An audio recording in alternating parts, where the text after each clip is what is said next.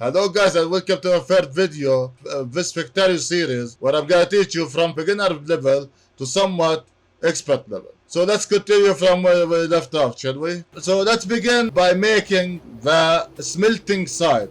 And usually I put 12 electric mining drills or miners, you know, we call it miners here. I'm gonna make it 12 here. Also we need underground belt, so I can use this method of putting electric poles to connect the miners. So I'm gonna make all the underground belt I can, and I'm gonna craft all the poles I can. Also I'm gonna chop some wood so I can craft more poles. Usually beginners in this game do something we call here spaghetti, or I call in this game pasta. Now what is spaghetti or pasta? It's where you don't really organize the layout of your factory and everything will be arranged chaotically. It could be efficient or not efficient, depends on the player. So I'm not gonna say it's wrong, no it's not wrong.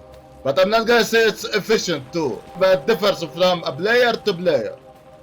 But I'm not gonna do a pasta or a spaghetti base. Here we're gonna do an actual, we call it here main bus base. And I'm gonna tell you why it's called main bus base. So let's begin by placing all 12 here.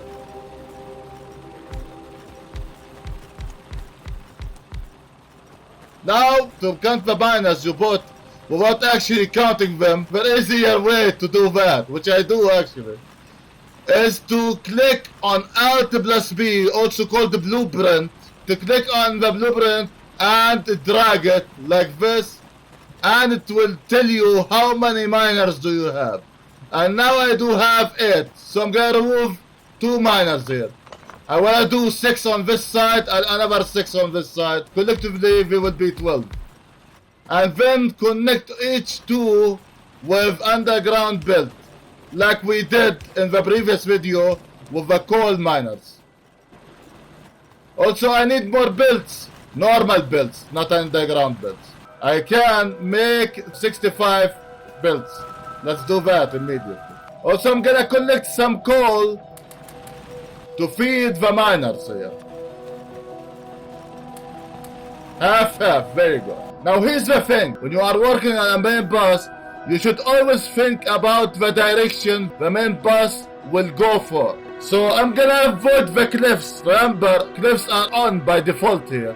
And you can see the cliffs if you notice the light area here at the forest here, and if I zoom in you can see the cliffs, and the cliffs hinder the placement of everything. That's why you need cliff explosives, and that would be later on.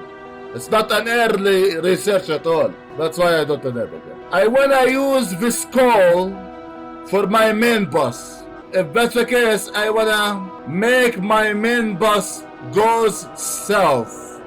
It would be better here. So it would be closer for the coal to feed the smelting sites. The miners I put here, which are 12, is part of the smelting site.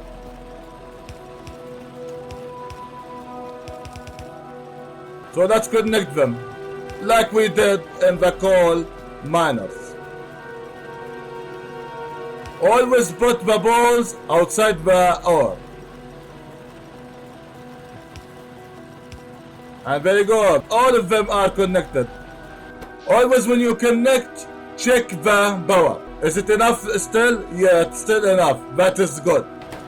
So just to make sure everything is working as you think. As I said, I'm gonna make my main bus goes south. I wanna rotate all of these in the opposite direction. Now if you hover over your underground belt, you're gonna see 2 yellow arrows which face north. I don't want them to face north. I want them to face south now. This one south, this is south, and this is south. Now I have to replace the normal belts in the direction that goes down or south. So there you go. Now I'm gonna remove the north one, so they can be closer to the direction that I want my main bus goes for, which is south. I want this belt to avoid the coal ore. See, I want it to completely avoid it. And there you go. I think this would be, around here would be good here. I need more iron for this.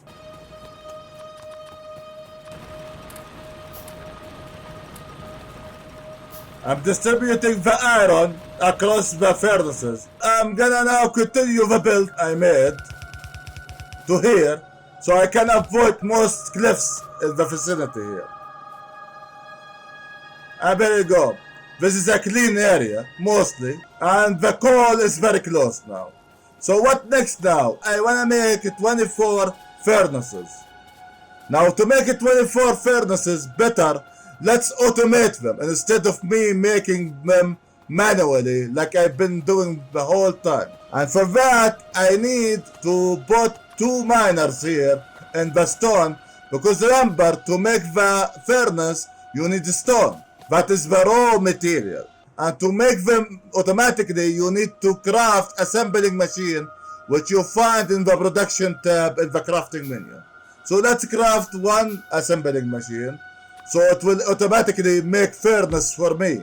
When you click on the assembling machine, you can tell it what recipe it can make for you. The recipe I wanted to make for me is the stone furnace recipe, and as you can see, it requires stone. Now there's a reason I put the assembling machine on the ore itself, and this is a special situation, is to make every miner possible like this, feed it stone. Then I'm gonna craft an inserter, an electric inserter here, with the input facing the assembling machine and the output facing a wooden chest. There you go. I'm gonna tell you about how to limit your storage. Now I don't want this storage to be filled, because I'm gonna leave this factory and I'm gonna do something else. I don't want this chest to be filled completely, no. So I want this chest to be filled for a slot. You click on the X and drag it to the slot you want the chest to be limited to. Each slot for 1 stack. And the stack of the furnace is 50, so 200. So that's the max number I want for this chest to hold. 200 furnaces, that's it. I don't want this to fill completely. Now to cancel the limitation you put on this chest, you click again on the X, like this. It's very easy. But I want to limit this chest. So if I leave it, it will fill 200 max. It will not fill all of it. Also, this is called a mall. We call it here mall. Everything that gives you item to support your building or construction, it's called mall in this game. So let's connect all of this to the power grid.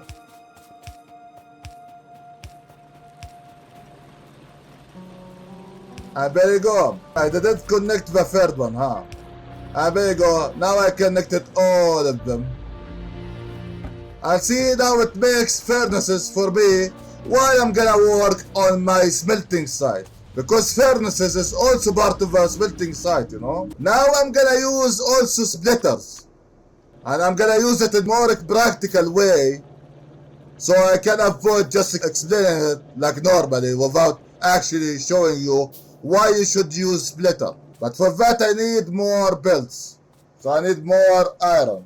Also all of these miners have stopped. So let's get all the coal we have collected for me. Also I wanna make inserters, electric inserters. Because I'm trying to make everything electric. Now we have electricity. I made power grid so I can rely on electricity and not rely on burnable fuel.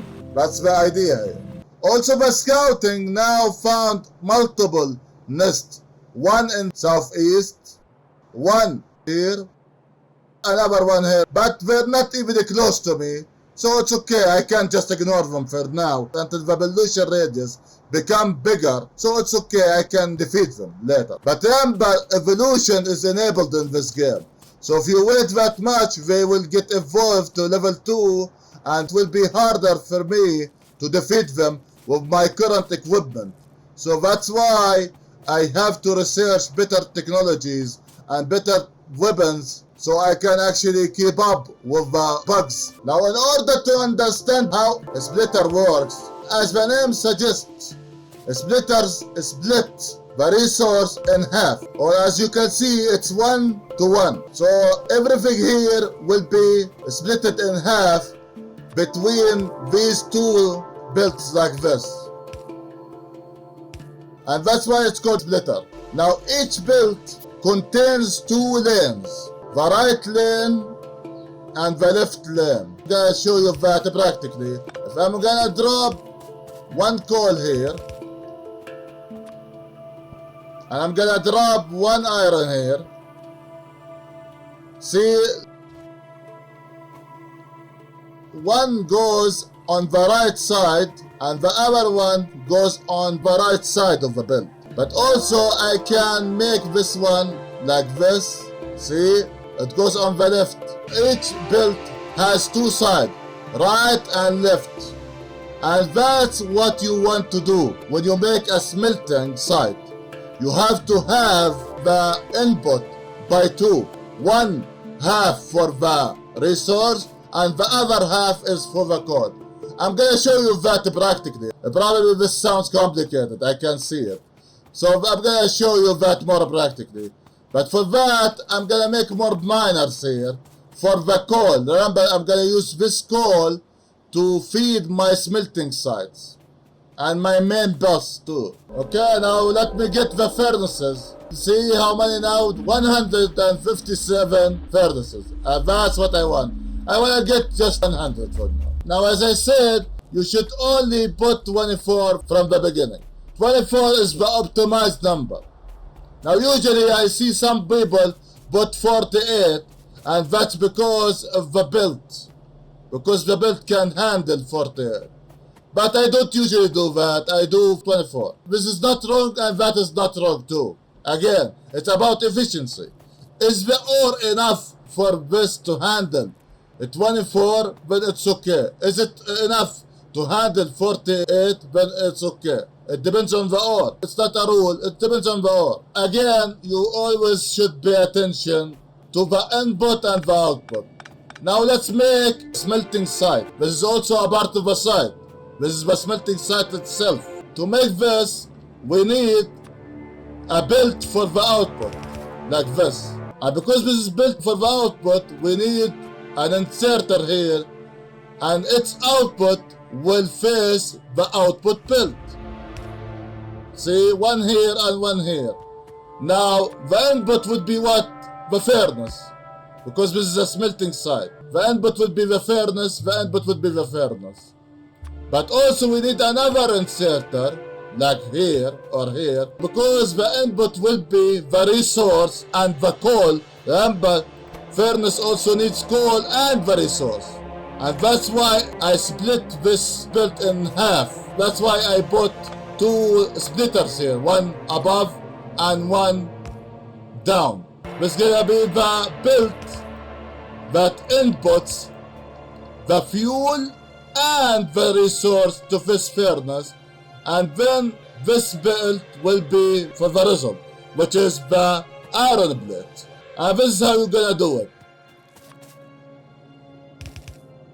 Like this. Now remember, this is just 2. Now we're gonna do the rest. Let's see how many do I have now. Remember, to count it quickly, you drag the blueprint Alt plus B and you drag it on the entity. Now I have just 9. No, still not enough. By the way, to cancel a selection very quickly, you press Q and it will get cancelled immediately, like this.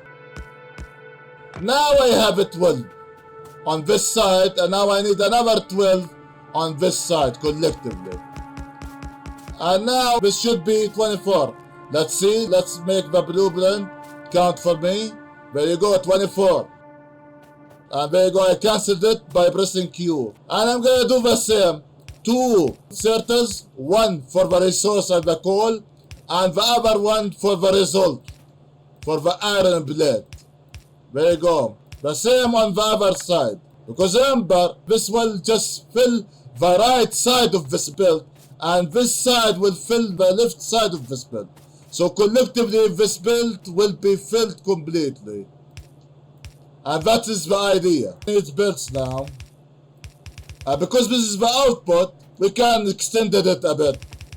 But because this is the input, I'm gonna just extend it to a final inserter I placed here, which is this one. There you go. And here, there you go.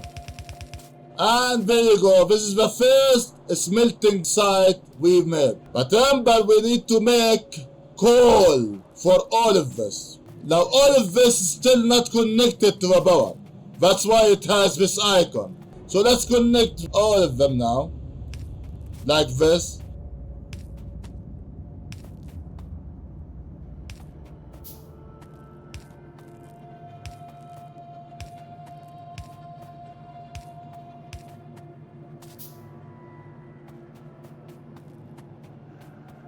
Yeah, all of them will be in the same location. There you go. Now I can connect them like this. You can hold left click while moving up so you can connect them to the rest of the power grid, like so, until you reach the closest pole you have made here. And again, better avoid any or as much as possible, and I avoided all of them. Now let's check the power. Still, that is good. That is good. I want to make more underground builds to make more miners that can support the smelting site we have made here. I have 16 now. This is enough for now. Again, you can expand everything in this game as long as you blueprint. Now everything in this game you made can be called blueprint. As long as your blueprint is expandable, then it's okay. If it's not expandable, then that is not good. You should avoid anything that can't be expanded. Now this one, I can expand it indefinitely. It's okay. As long as there's nothing in front of it that hinders it. So this one can be expanded to 48 like most people do. So now let's make the coal that will feed the smelting site that I made here. And let's begin with the top one here.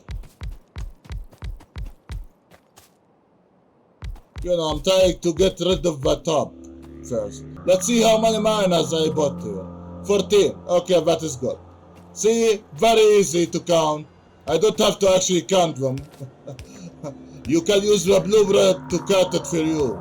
You can automate that too, yeah. And because I want this to go south, I made the build go south, then it goes east toward the smelting site I want to feed. And I'm gonna put the balls like we did previously in the iron or in the coal loops. I hold my left click so the distance between them will be similar.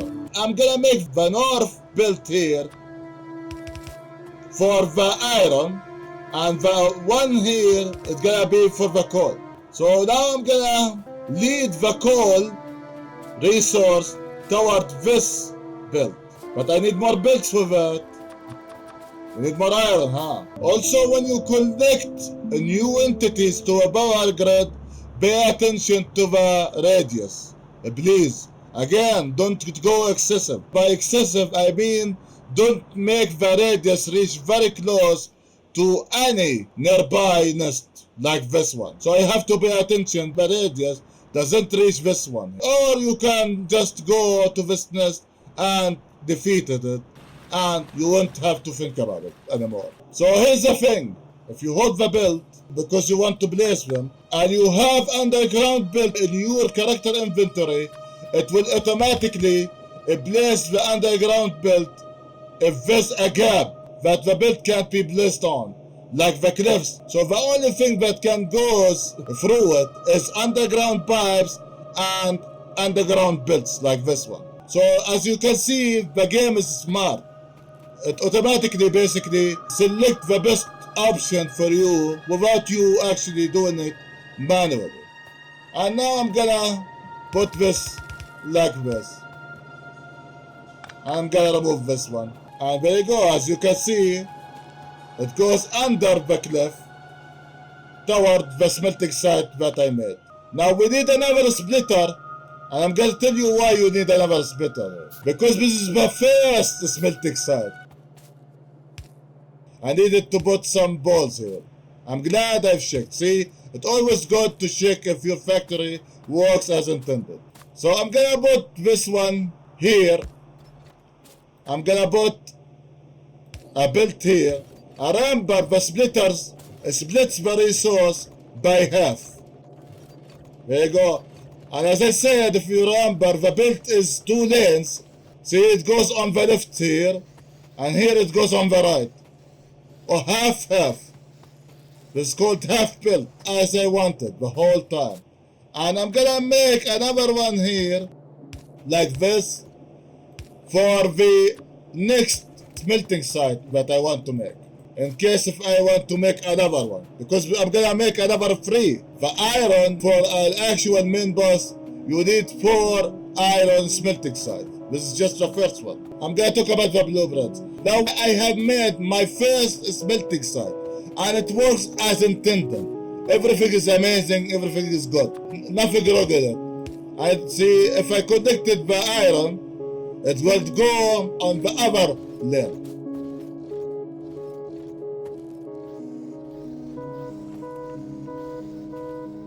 The belt has 2 sides, as you can see. One side iron, the other side is coal, and both of them are needed to make the iron blade. So this one works like I want it to work. Nothing wrong with it.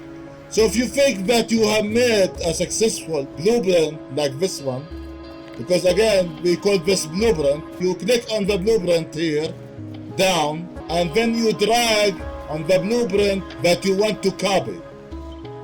And there you go. It says create blueprint, and I can create it. Also, you can rename it if you want. You can call this my first blueprint, BB. It's okay. Then you click on the create blueprint, and now you have it inside your inventory.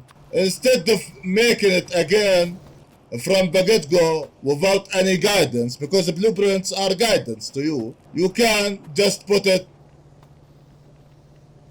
like this. But now see, when I put it like this, it says transport belt ghost is in the way. So you hold shift and then left click, and it will place the blueprint beside it regardless. And I'm gonna put another one here. Because remember, iron 4. And now there you go. Instead of making it over and over again, now I have a guidance. So I can just follow the guidance that I just made myself. I didn't follow anyone's blueprint. I made it myself, and I follow my own guidance. That's how you do it. And you can save this, by the way. You can click on your blueprint library. Also the shortcut is B. And you can save it if you drag it like this. You right click on it, and you click on the create copy of this. You drag the copy of the blueprint into your inventory where the original is still in your library. Don't drag it again, because if you close the map and you made another map that it doesn't have this blueprint, it will not have it. But if you save it here and you open another new map, it will have it. That's why I still have my other blueprints that I made myself. So remember, this game is about automation. To make the smelting sites faster and better, also I want to make molds. Remember, we call the one I made here that makes furnaces is called mold. Now I want to make other molds to make for me belts, and want to make underground belt, and want to make magazines for me, so I can fight the bugs if I really want. So let's automate all of that, huh? Again, all of this is temporary, but I'm gonna teach you how to make it. To make crafting in this game, you need assembling machines, and to store the output or to store the product, you need chests. So let's make them. So to make built in this game, you need what? When I was doing this manually, I was looking on the total row. That's it, which are free iron blocks. But when you're working on automation, total automation, you have to pay attention on the ingredients. You need here what? Iron plate and one iron gear wheel. You have to pay attention to that now. Now to see what makes iron gear wheel, you have to look into the intermediate products and you're gonna see the gear here. To make a gear, just one gear, you need 2 iron plates. So there you go. This is how you make them. You make one assembling machine to make the iron gear and the other assembling machine to make the belt. Because the other ingredients is iron plate and I already have iron plate on the belt. I'm gonna make this assembling machine makes iron gear for me, and see it needs iron plates, and this belt has already iron plate for me, so I am fine. Now I want to make this making belts for me, and to make belts you need iron gear, which I already have here, and I need iron plates, which is here. See, I support the automation with every ingredient it needs.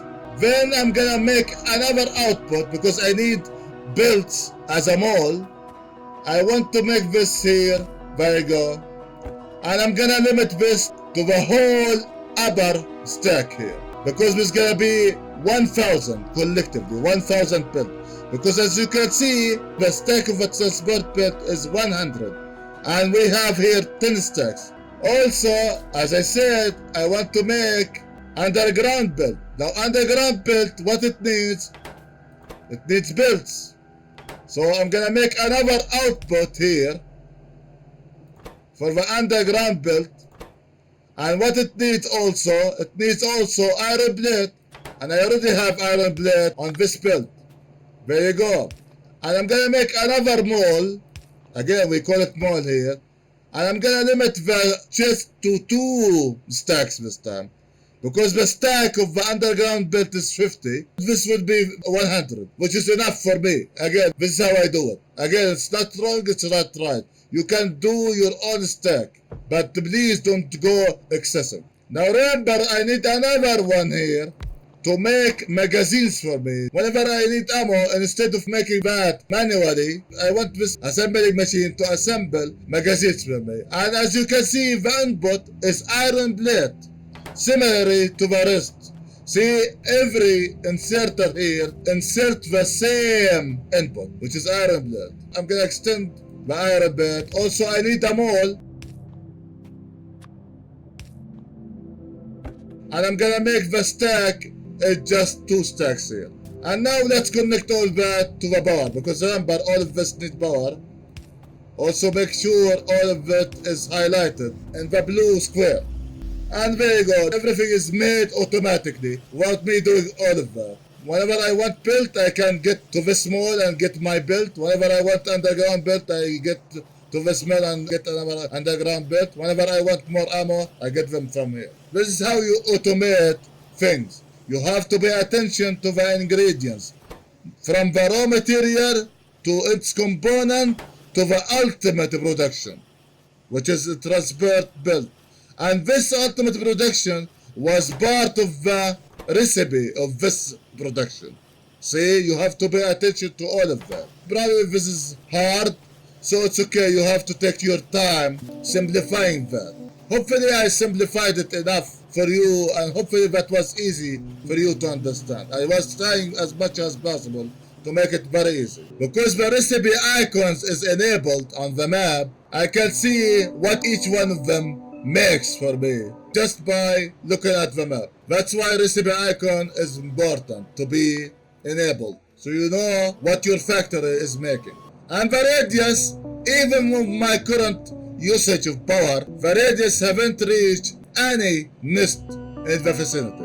And as I said, this is how you should always manage your radius.